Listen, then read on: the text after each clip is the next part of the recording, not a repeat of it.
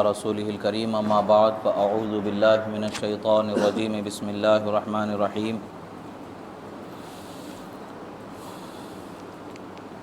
توبوا الى الله جميعا ايها المؤمنون لعلكم تفلحون صدق الله مولانا العظيم وصدق رسوله النبي الامين الكريم ونحن على ذلك لمن الشاهدين والشاكرين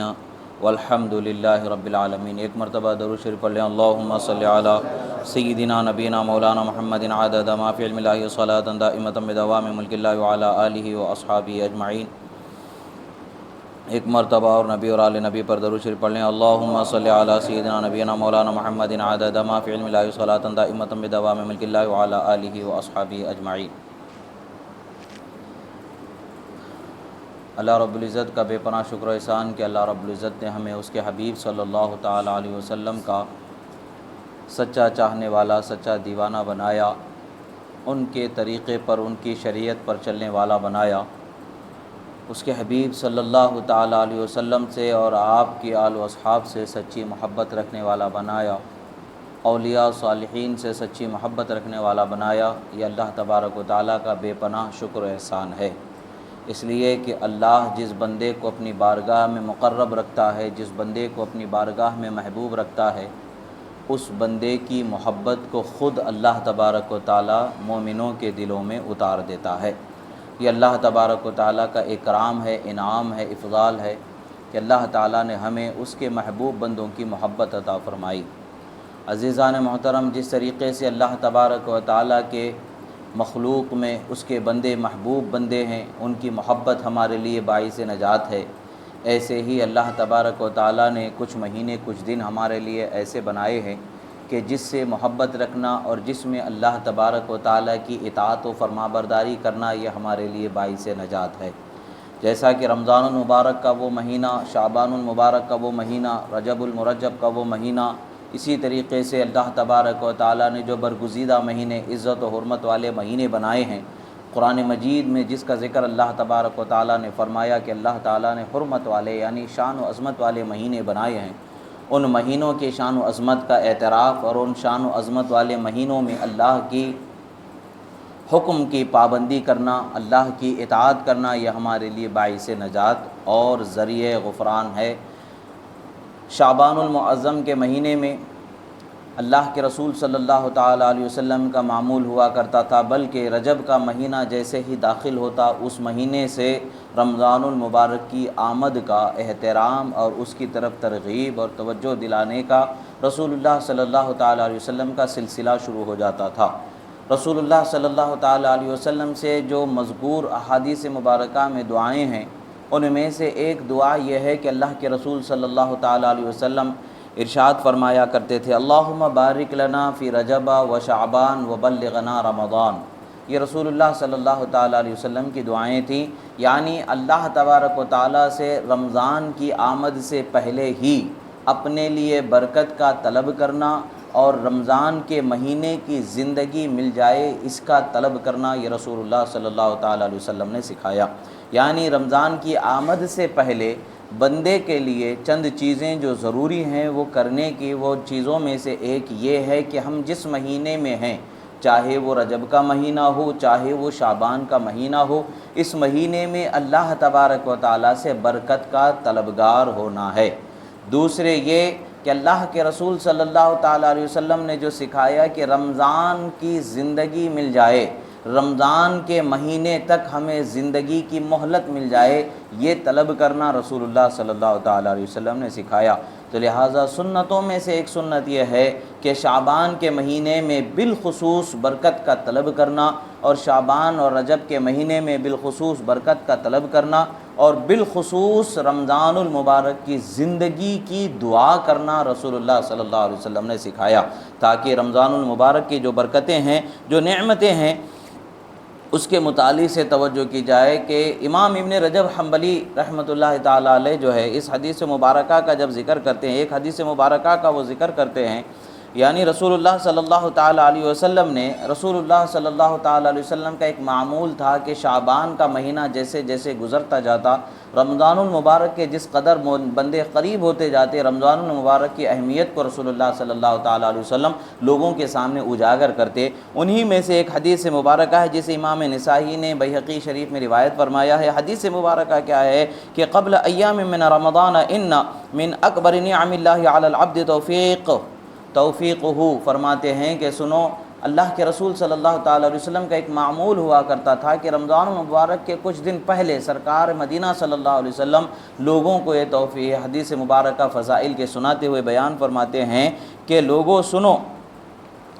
کہ اتاکم رمضان شہر مبارک فرض اللہ عز وجل علیکم صیامہ، فرماتے ہیں کہ لوگوں سنو، اللہ تبارک و تعالیٰ کی طرف سے تمہارے لیے رمضان المبارک کا مہینہ آ رہا ہے، اللہ تبارک و تعالیٰ نے اس کے روزے تم پر فرض فرمائے ہیں، اور اس لیے فرماتے تفتح فیہ ابواب السماء وتغلق فیہ ابواب الجحیم وتغلق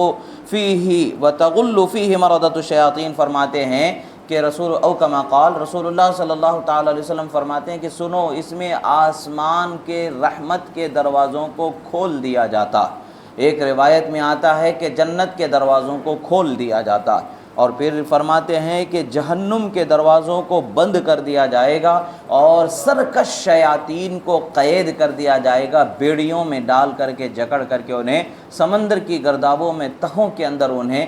رکھ دیا جائے گا تاکہ وہ سرکشی نہ کر سکے، مومن بندوں کو پریشان نہ کر سکیں۔ رسول اللہ صلی اللہ تعالیٰ علیہ وسلم نے اس میں فرمایا کہ فیہ لیلۃ خیر من الف شہر، اللہ کے رسول صلی اللہ علیہ وسلم فرماتے ہیں کہ سنو، اس میں ایک رات وہ ہے جو 1000 مہینوں سے افضل رات اللہ نے عطا فرمایا، بہتر رات اللہ نے عطا فرمایا۔ پھر فرماتے ہیں کہ من حرم خیرہا فقد حرم، فرماتے ہیں جو اس کی برکتوں سے، جو اس کے خیر و خوبی سے جو بندہ محروم ہو گیا، جان لو کہ وہ حقیقت میں محروم ہو گیا۔ یہ اللہ کے رسول صلی اللہ تعالیٰ علیہ وسلم نے اس حدیث مبارکہ کو بیان فرمایا۔ اس حدیث مبارکہ کے تحت امام ابن رجب حنبلی رحمۃ اللہ تعالیٰ علیہ بیان فرماتے ہیں کہ اس حدیث مبارکہ سے یہ بات ثابت ہوتی ہے کہ مومنوں کو رحمت کے دروازے کھل جانے کی خوشخبری سنانا سنت رسول ہے، بشارت دینا، ایک دوسرے کو مبارکباد دینا، یہ سنت رسول صلی اللہ علیہ وسلم ہے۔ اسی طریقے سے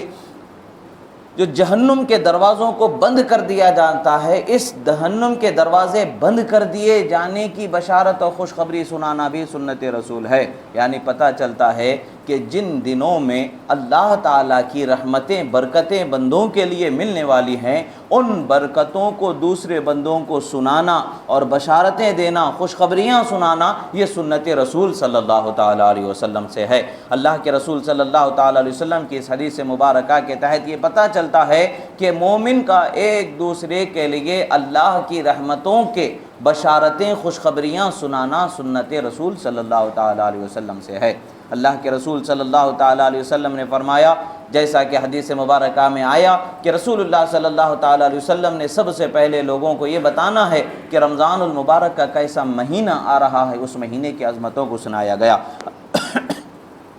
حضرت امام حسن بصری رضی اللہ تعالی عنہ سے ایک روایت مبارکہ منقول ہے کہ وہ فرماتے ہیں کہ ان اللہ جعل شہر رمضان مضمارا لخلقہ یستبقون فیہ بطاعتہ الی مرضاتہ فسبق قوم ففازوا وتخلف آخرون فخابوا، فرماتے ہیں کہ سنو، اللہ تبارک و تعالی نے مومنوں کے لیے ایک جذب و سرور کا سرمایہ جو عطا فرمایا ہے وہ رمضان المبارک کو بنایا ہے۔ مومن کے لیے جذب و سرور، اللہ تعالیٰ کی بارگاہ میں رحمتوں کو اور اس کی رضا کو حاصل کرنے کا جو ذریعہ، جو سرور کا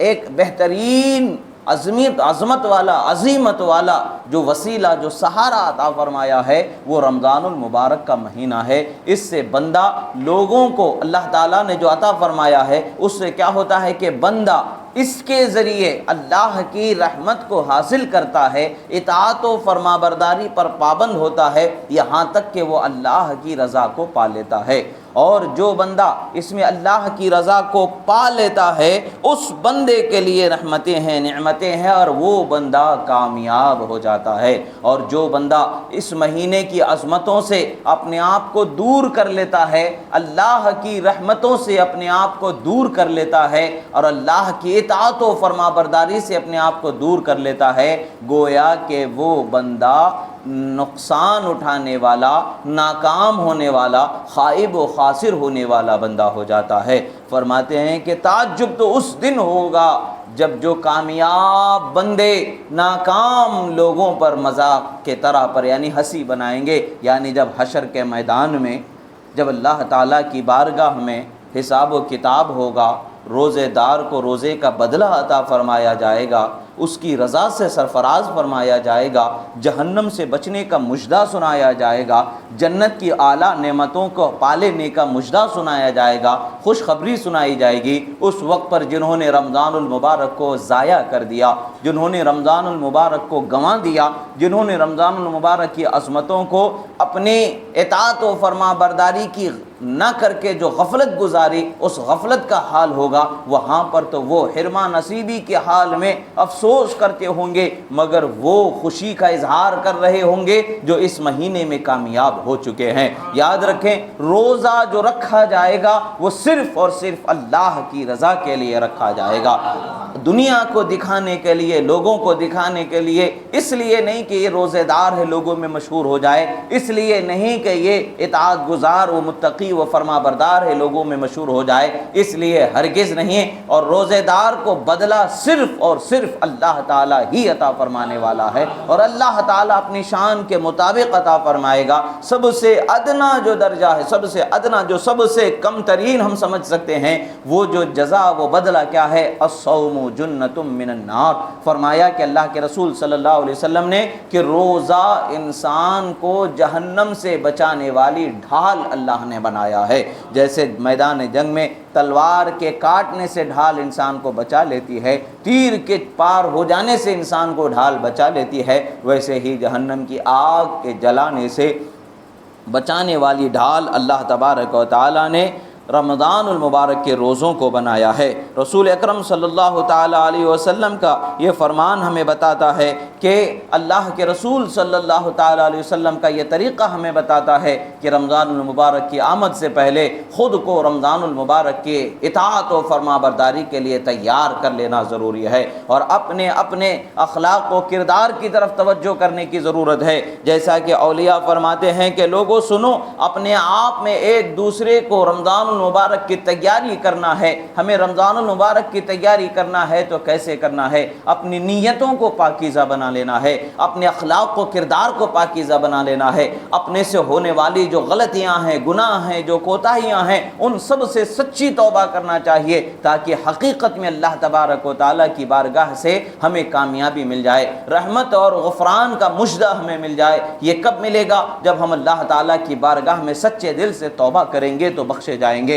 اللہ کے رسول صلی اللہ تعالیٰ علیہ وسلم کے اوپر جو قرآن مجید کو اللہ نے نازل فرمایا، اس میں اللہ تبارک و تعالیٰ فرماتا ہے، اے لوگو اللہ کی بارگاہ میں سچی توبہ کرو کہ اللہ تبارک و تعالیٰ تمہیں کامیاب فرما دے گا۔ سچی توبہ ہی انسان کو کامیاب کرنے والی ہے۔ رسول اللہ صلی اللہ تعالیٰ علیہ وسلم سے جو احادیث مبارکہ مروی ہیں، ان احادیث مبارکہ کی طرف توجہ کی جاتی ہے تو پتہ چلتا ہے کہ ہمیں رمضان المبارک میں کس قدر اہتمام کی ضرورت ہے، کس قدر اپنے اخلاق و کردار کو پاکیزہ بنانے کی ضرورت ہے۔ آج ہمارے ذہن و فکر میں کوئی خوف نہیں بسا ہے، کوئی ہمیں ڈر خدا کا نہیں بسا ہے۔ ہم دنیا والوں کے ڈر سے ہماری زندگی گزار رہے ہیں، دنیا والوں کے ڈر سے ہماری زندگی گزر رہی ہے۔ کبھی اس پریشانی کا سامنا ہے تو کبھی اس پریشانی کا سامنا ہے۔ یہ ساری پریشانیوں کے عوض میں جو مومن کو بے وجہ کے ستایا جائے، بے وجہ کے پریشان کیا جائے گا، بے وجہ کی مصیبتیں اس کے سامنے آئیں گی، تو یہ ضائع نہیں ہوگا اس کا صبر و سکون سکون،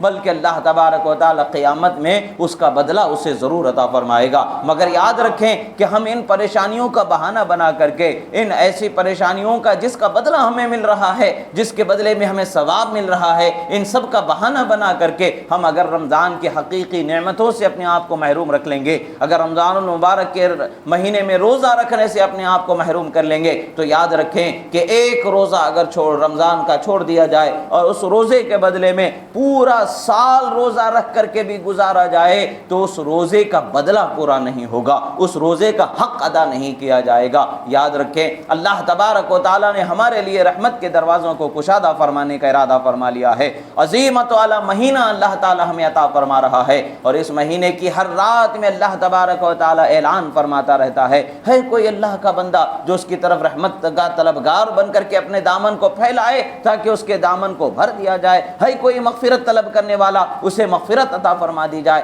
ہے کوئی جنت طلب کرنے والا اسے جنت عطا کر دیا جائے، ہے کوئی جہنم سے آزادی چاہنے والا اسے جہنم سے آزادی عطا کر دی جائے۔ یہ نعمتیں اللہ تبارک و تعالیٰ عطا فرما رہا ہے، یہ عظمتیں اللہ تبارک و تعالیٰ عطا فرما رہا ہے۔ مگر افسوس کی بات ہے کہ ہم میں سے کتنے ایسے ہیں، کتنے ایسے گزرے مہینے میں ہم نے مشاہدہ کیا ہوگا جو رمضان المبارک میں جسم کی سلامتی ملنے کے باوجود، صحت کی سلامتی ملنے کے باوجود کام کا بہانہ، کبھی دھندے کا بہانہ، کبھی بزنس کا بہانہ، کبھی اور بہانہ، کبھی وہ بہانہ جس کو بہانہ ہمارا ذہن تسلیم کر لیتا ہے، ان سب بہانوں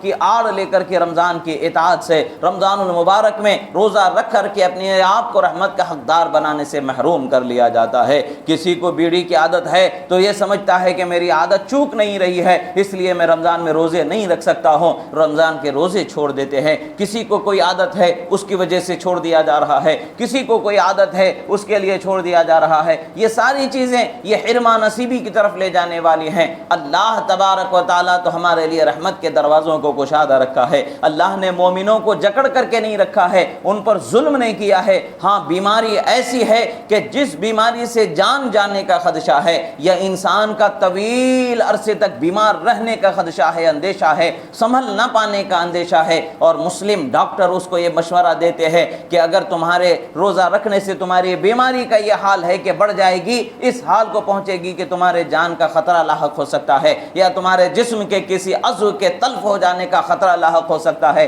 ایسی صورت میں اس بیماری کے وقت محدد تک جو جتنے دن تک کہ آپ کی صحت ہو جائے اتنے دن تک کے لیے آپ کو رخصت ہو سکتی ہے۔ اس کا یہ مطلب نہیں ہے کہ ہر چھوٹی چھوٹی بیماری کا بہانہ بنا کر کے اپنے آپ کو روزے سے روک لیا جائے۔ ہاں کبھی ایسا ہوتا ہے کہ انسان کی بیماری بڑھ جانے کی وجہ سے وہ مزید روزوں کے رکھنے کی طاقت کھو دے گا، تو اس کے لیے وہ ایک دن دو دن کے بیماری کی وجہ سے اگر ڈاکٹر مسلم اسے مشورہ دیتا ہے ایک دو دن روزے کو چھوڑ کے بعد میں قضا کر لینا اور بعد میں آگے کے روزے رکھنے کی سہولت ہو جائے گی۔ اگر بیماری نہ رکھو گے روزہ تو بیماری بڑھ جانے کی وجہ سے ہو سکتا ہے کہ زیادہ روزے چھوڑنے کی ضرورت آ جائے۔ ایسا کوئی مشورہ ڈاکٹر اپنے طور پر جو طبی اعتبار سے، اس کے جسمانی صحت کے اعتبار سے، اس مرض کے مہلک ہونے کے اعتبار سے دیتا ہے تو شریعت کہتی ہے کہ اس ڈاکٹر کے مشورے پر عمل کرتے ہوئے ایک دو دن اگر روزہ چھوڑا جائے بعد میں قضا کیا جائے تو وہ بندے پر مواخذہ نہیں ہوگا۔ مگر ایسا نہیں کہ کسی کے سر میں درد آ گیا،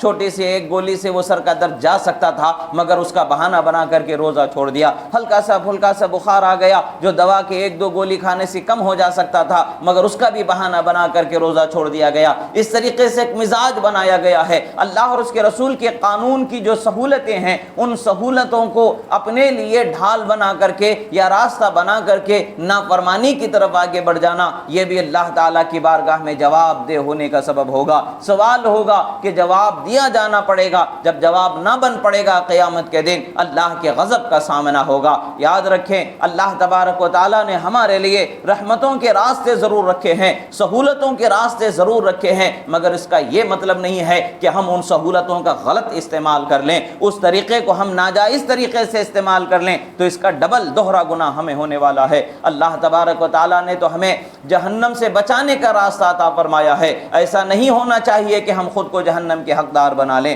یاد رکھیں جہنم کی آگ آگ کیسی ہوگی جس کو بھڑکایا گیا ہے تو 1000 سال بھڑکایا گیا ہے تو پھر وہ آگ سرخ ہو گئی، پھر 1000 سال بھڑکایا گیا تو وہ آگ سفید ہو گئی، پھر 1000 سال بھڑکایا گیا تو وہ آگ اب سیاہ ہو چکی ہے۔ یہ جہنم کی آگ ہے جو سیاہ ہو کر کے جہنم میں دہک رہی ہے، اور وہ آگ میں جب ڈالا جائے گا، آگ حالانکہ دنیا کی جو ہے روشنی دیتی ہے مگر جہنم کی آگ اندھیرا دینے والی ہے، جلانے والی ہے۔ کلما نضجت جلودہم بدلناہم جلودا غیرا، اللہ تبارک و تعالیٰ نے فرمایا ہے قرآن مجید میں، جب جب ان کے جہنم کے عذاب سے ان کے جسم کے جلد، ان کے جو کھالیں ہیں وہ جل جائیں گی تو پھر انہیں بدل دیا جائے گا، پھر انہیں وہ عذاب کا سامنا ہوگا۔ اب جل گئی تو پھر سزا، اور جل جانے سے جو احساس ہے وہ ختم ہو جائے گا، ایسا نہیں ہوگا۔ جلنے کے بعد پھر بدلا جائے گا، پھر جلایا جائے گا، پھر بدلا جائے گا، پھر جلایا جائے گا، یہی حال ہوتا رہے گا۔ ہر لمحہ لمحہ جلنے کے عذاب کو برداشت کرنا ہوگا۔ دنیا کی زندگی 60 سال، 100 سال، 20 سال، 50 سال کے بعد ختم ہو جاتی ہے۔ پہلے والے لوگوں کی عمریں بہت ہوا کرتی تھیں، ہزارہا مہینے زندگی وہ گزارا کرتے تھے۔ آج بہت مختصر سی زندگی ہماری ملی ہوئی ہے۔ جو اوسطاً عمر جو امت محمدیہ صلی اللہ علیہ وسلم کی ہے وہ 60 تک کے اوسطاً اس کی عمر ہوتی ہے۔ اوسط لوگ عموماً طور کے اوپر جو زندگی گزارتے ہیں 60-70 کے درمیان ان کی زندگی ہوتی ہے۔ بہت کم لوگ ہوتے ہیں جو اس سے زیادہ کی زندگی پاتے ہیں۔ مگر انسان کا حال کیا ہوگا؟ کیا 60 سال کی عمر کے بعد میں اس کے بدن میں طاقت ہوگی کہ وہ مشقت برداشت کر پائے؟ اس کا جسم قبر کی طرف کمزوری سے بڑھنے لگ جگہ ہوگا، اس کے پاس طاقت ختم ہو چکی ہوگی۔ جب ہماری عمروں کو اللہ تبارک و تعالیٰ نے مشقت برداشت کرنے والی عمروں میں رکھا ہے، یعنی ہماری عمریں ابھی چھوٹی ہیں، نوجوان اگر اللہ تبارک و تعالیٰ نے ہمیں رکھا ہے تو ہمیں اس نوجوانی کے رکھے جانے پر شکر گزار ہونا بھی ضروری ہے، اور اللہ تعالیٰ کی اطاعت و فرما برداری میں روزے دار ہونا بھی ضروری ہے۔ اور اگر ہم اپنے آپ کو اللہ تعالیٰ کی رحمتوں کا حقدار آج دنیا میں نہ بنا پائیں گے تو کل قیامت میں کیسے ہم اپنے آپ کو بنا پائیں گے؟ کچھ وہ لوگ ہوں گے قیامت کے دن جو روزے دار ہوں گے مگر ان کے روزوں کو ان کے منہ پر پھینک دیا جائے گا، کچھ وہ لوگ ہوں گے جو نمازی ہوں گے ان کے نمازوں کو ان کے منہ پر مار دیا جائے گا، کچھ وہ لوگ ہوں گے صدقہ و خیرات کرنے والے مگر ان سب کے ان اعمال کو ان کے منہ پر مار دیا جائے گا، کیونکہ وہ لوگ دنیا والوں کو دکھانے کے لیے کیے ہوں گے، دنیا کے کسی فائدے کے لیے کیا گیا ہوگا کوئی عمل، تو وہ عمل اس کے لیے واپس پھینک دیا جائے گا، منہ پر مار دیا جائے گا، اسے کوئی کام آنے والا نہیں ہے۔ اسی لیے رمضان کی آمد سے پہلے ہمیں اپنی نیتوں کو صاف کرنا ضروری ہے۔ حضرت امام اکرمہ علیہ رحمت و رضوان کا قول ہے، اکثروا من النیات الصالحہ فإن الریا لا يدخل فی النیہ، فرماتے ہیں اپنی نیک نیتیوں میں اضافہ کرو، اس لیے کہ جہاں انسان اپنی نیت کو نیک بنا لیتا ہے وہاں دکھاوا ریاکاری داخل نہیں ہو سکتی ہے۔ اپنی نیت کو نیک بنانا ضروری ہے، یعنی اپنا محاسبہ ضروری ہے۔ رمضان آ رہا ہے، ہمیں روزے رکھنا ہے، کس کے لیے ہمیں روزے رکھنا ہے؟ اس کے لیے روزے رکھنا ہے جس نے ہمیں پیدا فرمایا ہے، اس کے لیے ہمیں روزے رکھنا ہے جو ہمیں جہنم سے بچانے والا ہے، اس کے لیے ہمیں روزے رکھنا ہے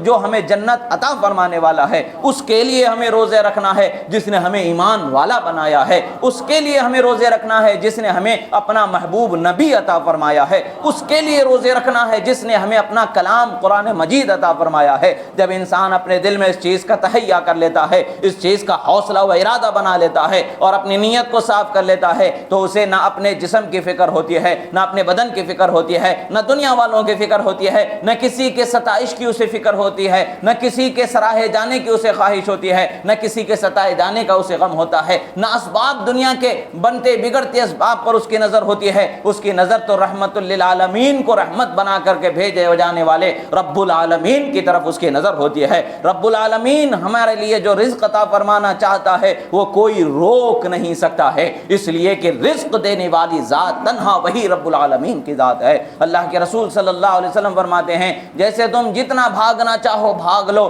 تم اپنی موت سے تم اپنا پیچھا نہیں چھڑا سکتے، آخر کار موت تمہیں آ کر کے دبوچ ہی لیتی ہے، ویسے ہی تم اپنے رزق سے جتنا بھی بھاگو گے وہ رزق تمہارا تمہیں مل کر ہی رکے گا، وہ تم تک پہنچ کر ہی رکے گا، وہ تمہارے پاس ضرور پہنچ جائے گا۔ پتہ کیا چلتا ہے؟ نہ ہم موت سے بچ سکتے ہیں، اپنے آپ کو دور کر سکتے ہیں، نہ خدا ہمیں جو رزق دینے والا ہے اس رزق سے ہم اپنے آپ کو روک سکتے ہیں، بچا سکتے ہیں، ایسا نہیں ہے، بلکہ وہ ہمیں مل ہی چکے گا، یقیناً وہ ہمیں مل کر ہی رہے گا۔ جب یہ یقین ہمارے دل میں پیدا ہو جائے گا تو ہمیں رمضان المبارک میں اس کی رحمتوں کی طرف توجہ کرنے کا ہمیں آسانی سے موقع ملے گا۔ اپنے اخلاق پر نظر رکھیں کہ ہم نے سال بھر گزشتہ رمضان سے اس رمضان کی آمد ہو گئی ہے، ہم نے اس رمضان سے سے اس رمضان کے درمیان میں کیا زندگی گزاری ہے، ہم نے کیسے کیسے گناہ کر دیے ہیں، ہم نے کتنی نمازوں کو چھوڑا ہے، ہم نے کتنے نیکیوں کو چھوڑ دیا ہے، اور ہم نے کتنی برائیوں پر عمل کیا ہے، کتنے گناہ ہم نے کیے ہیں۔ جب بندہ اس پر نظر کرے گا،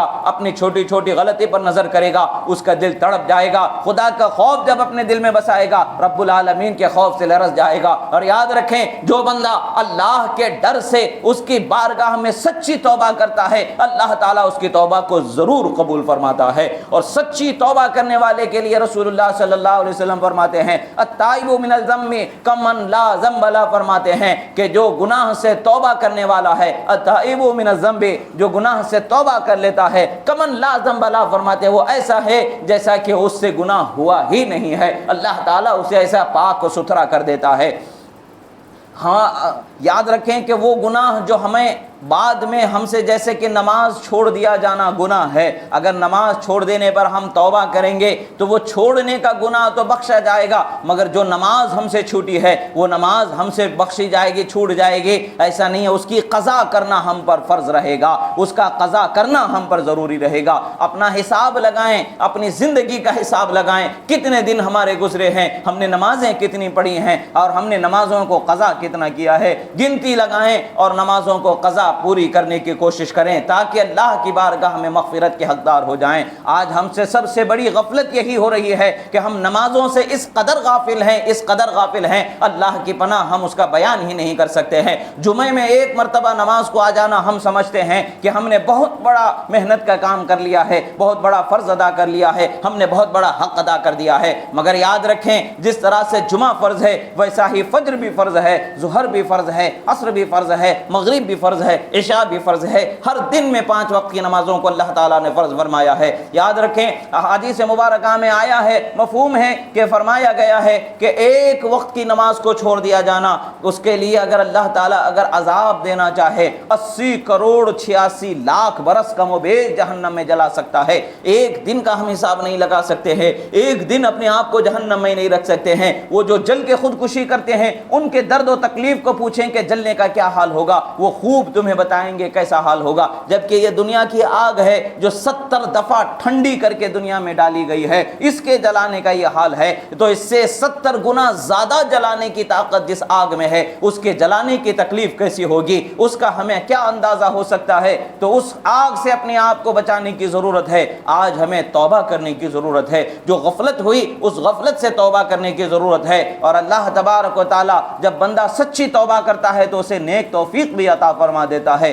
عزیزان محترم، ابھی دو چند دن رمضان المبارک سے پہلے ہمارے سامنے شعبان المبارک کے ہیں، یہ برکت والا مہینہ ہے، اس مہینے میں برکتوں کو طلب کرنے کی ضرورت ہے، اور اللہ تعالیٰ کی بارگاہ میں سچے طور پر اپنے دل کو صاف کرنے کی ضرورت ہے، اپنے دل کو صاف کرنے کی ضرورت ہے، اپنے دل کو مخلص خالص رمضان کی اطاعت کے رمضان میں اللہ کی اطاعت کے لیے تیار کرنے کی ضرورت ہے۔ رمضان کی آمد پر بہت سارے لوگ گھبرا جاتے، سوچتے ہیں کہ ابھی روزہ رہنا پڑے گا۔ اگر اللہ کے رسول صلی اللہ تعالیٰ علیہ وسلم کے اس فرمان کو سمجھ جائیں تو کوئی ڈرنے والا کبھی ڈر نہیں سکے گا، کیونکہ اللہ کے رسول صلی اللہ علیہ وسلم نے فرمایا اگر تم لوگ جان لیتے کہ رمضان میں کیسی کیسی رحمتیں، کیسی کیسی برکتیں اللہ تعالیٰ تمہیں عطا فرماتا ہے، تو تم میں کا ہر فرد یہی تمنا کرتا کہ ایک مہینہ نہیں بلکہ پوری زندگی رمضان ہی کا مہینہ اللہ تعالیٰ فرما دے، ہر دن روزے کا گزر جائے، یہی تمنا ہوتی۔ مگر افسوس کی بات ہے کہ ہم حقائق کو دیکھ نہیں پا رہے ہیں، ہماری نگاہوں میں اللہ تعالیٰ نے وہ نور نہیں بخشا ہے کہ جس سے ہم اللہ کی رحمتوں کا مشاہدہ کر لیں۔ ہاں، اللہ والوں کی نگاہوں کو اللہ تبارک و تعالیٰ نے اپنے نور سے روشن فرمایا ہے۔ اللہ کے رسول نے فرمایا اتقوا فراست المومن فإنه ينظر بنور اللہ، مومن کی نظر فراست سے بچو کہ وہ اللہ کے نور سے دیکھتا ہے۔ جن کے دلوں کو اللہ تبارک و تعالیٰ نور ایمانی سے روشن فرما چکا ہے، ان کی نگاہوں کو نور ایمانی سے روشن فرما چکا ہے، وہ دیکھتے ہیں کہ کس قدر رحمتوں کا نزول ہوتا ہے۔ مگر ہمیں نظر آئے یا نہ آئے، اتنا تو یقین ہے کہ جس رب نے ہمیں پیدا فرمایا ہے اسی رب کے سامنے ہمیں مرنے کے بعد پھر حاضر ہونا ہے، سوال و جواب ہونا ہے، حساب و کتاب ہونا ہے، ہمارے ہر عمل کے بارے میں حساب ہوگا۔ یاد رکھے اللہ تعالیٰ نے فرمایا وَمَن يَعْمَلْ مِثْقَالَ ذَرَّةٍ خَيْرًا يَرَهُ وَمَن يَعْمَلْ مِثْقَالَ ذَرَّةٍ شَرًّا يَرَهُ۔ اللہ تعالیٰ فرماتا ہے تم میں سے جو شخص بھی رائی کے دانے کے برابر بھی نیکی کرے گا، بھلائی کرے گا، خدا سے وہ پوشیدہ نہیں ہے۔ تم میں سے جو شخص بھی رائی کے دانے کے برابر گناہ کرے گا، برائی کرے گا، خدا سے وہ پوشیدہ نہیں ہے۔ اس آیت مبارکہ سے ہمیں کیا سمجھ میں آتا ہے؟ نیکی کس قدر چھوٹی سے چھوٹی نیکی ہو یا بڑی سے بڑی نیکی ہو، بڑی نیکی چھوٹی نیکی سمجھ کر کے نیکیوں سے غفلت نہیں کرنی چاہیے، بلکہ ہر نیکی اللہ تعالیٰ کی بارگاہ میں قبول ہونے والی ہے۔ اور ایسے ہی غلطی کو انسان چھوٹی غلطی سمجھ کر کے غلطی کرنے کا اپنے آپ کو عادی نہیں بنانا ہے، غلطی کی عادت نہیں ڈالنا ہے، گناہ کو چھوٹا سمجھ کر کے گناہ کی عادت نہیں بنانی ہے۔ اللہ تبارک و تعالیٰ رائی کے دانے کے برابر غلطی کو نہیں بخشنے والا ہے، سوال کیا جائے گا، اس سے وہ پوشیدہ نہیں ہے۔ جب ہمارا ہر حال ظاہر و باطن رب تعالیٰ سے پوشیدہ نہیں ہے تو پھر کیا چیز ہمیں اس قدر جسارت کرنے پر ابھارتی ہے کہ ہم نافرمان ہو جاتے ہیں؟ ایک وہ چیز ہے جسے ہم شیطان کہتے ہیں، ایک وہ چیز ہے جو ہمارے اندر بسا ہوا ہے جسے ہم نفس کہتے ہیں۔ یہ دو چیزیں ہیں جو ہمیں نافرمانی کی طرف لے جاتی ہیں۔ اب رمضان المبارک میں تو شیاطین کو تو قید کر دیا جائے گا، باقی بچا ہمارا نفس جو ہمیں نافرمانی کی طرف لے جاتا ہے۔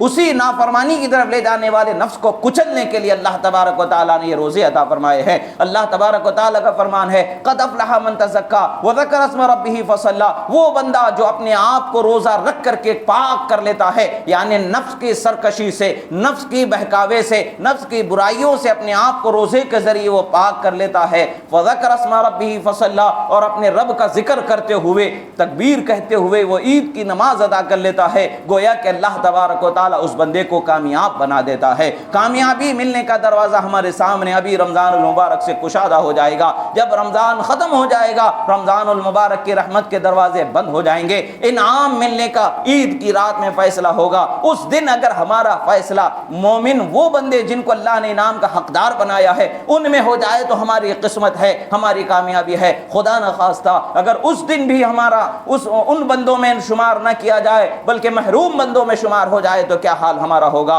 اس دن کے خوف سے اپنے آپ کو خوف زدہ رکھیں اور اللہ تعالیٰ کی بارگاہ میں جواب دہ ہونے والی حالت کو کبھی فراموش نہ کریں۔ جس طرح سے ہمارا زندہ ہونا یقینی ہے ویسے ہی مرنا بھی یقینی ہے، اور مرنے کے بعد پھر زندہ کیا جانا بھی اسی طریقے سے یقینی ہے، اور اسی طریقے سے اللہ تعالیٰ کے سامنے سوال و جواب ہونا بھی یقینی ہے، حساب و کتاب ہونا بھی یقینی ہے۔ ان چیزوں کو نظر میں رکھتے ہوئے اپنے آپ کو رمضان المبارک کے لیے تیار رکھیں، گناہوں سے بچائیں، جو غلطیاں گناہ ہو چکے ہیں اس کی معافی مانگے۔ رمضان کی برکت سے اللہ تبارک و تعالیٰ یقیناً بخشش سے سرفراز فرمائے گا۔ اور توبہ کا مطلب کیا ہے؟ معافی مانگنے کا مطلب کیا ہے؟ زبان سے صرف توبہ کر لیے ہو گیا، ایسا نہیں ہے، بلکہ توبہ کا مطلب کیا ہے؟ جو غلطی ہوئی ہے، جو گناہ ہوا ہے، اس پر افسوس اور ندامت یعنی شرمندگی ہونی چاہیے، اور اس گناہ کو دوبارہ نہ کرنے کا ارادہ ہونا چاہیے، اور اس گناہ کے بخشے جانے کی طلب و آرزو ہونی چاہیے، تبھی وہ توبہ کہلائے گی۔ توبہ کے 3 رکن ہوتے ہیں، ایک کہ انسان اپنے آپ سے جو غلطی ہوئی ہے